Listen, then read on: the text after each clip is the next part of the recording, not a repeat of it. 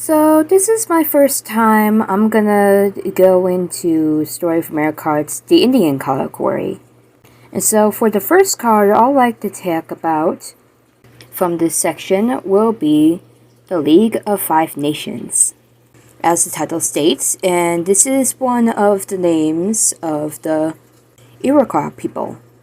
But for this video, I'll call it Five Nations, so let's not stand here and get into the history from the Indian section in Story of America cards.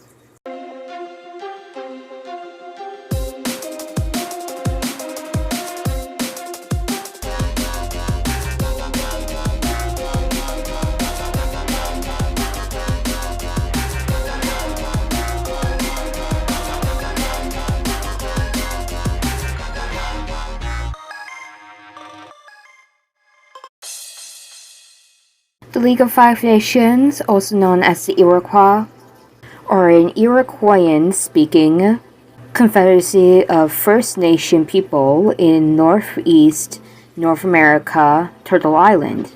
They were known during the colonial years to the French as the Iroquois League, Iroquois League. If I make a lot of mispronunciations, I am so sorry. But off topic, and later as the Iroquois Confederacy, the English called them the Five Nations, comprising of the Mohawk, Oneida, Onondaga, Cayuga, and Seneca, listed geographically from east to west.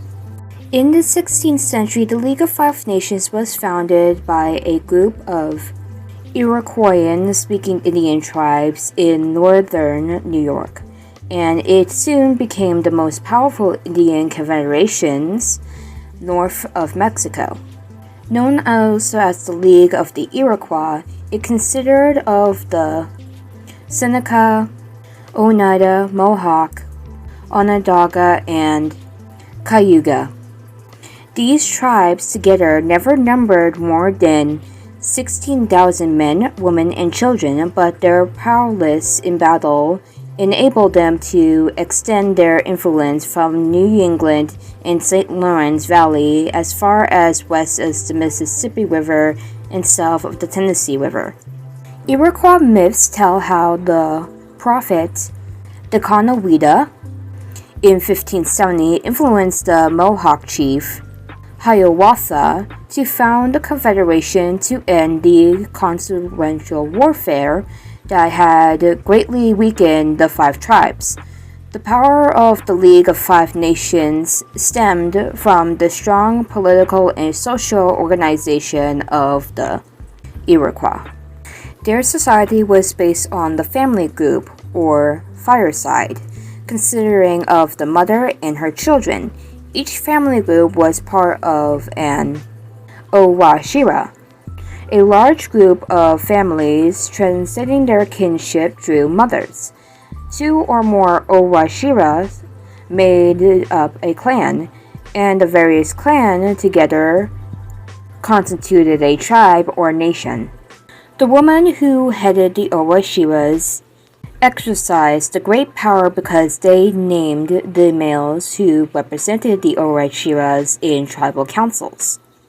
They also nominated the 50 sachems, or peace chiefs, who sat on the Great Council of the League. The council members did not vote as individuals, but by tribes.